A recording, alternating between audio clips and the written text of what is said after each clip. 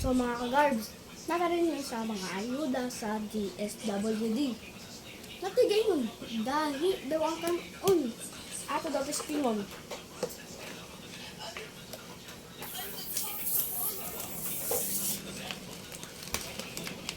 Oh. Asa namin itong nag-ingon nga gahi. Og salamat po kayo sa DSWD. Kay, sa una, pagbagyong audit, wala din nakadawat og ayuda.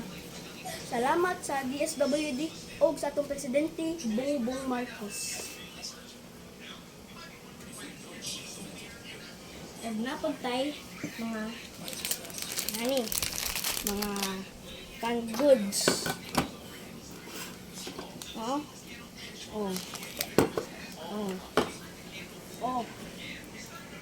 Tagdahan kayo mig canned goods. Og napagtay apila ni. Napagtay makuha nga ming.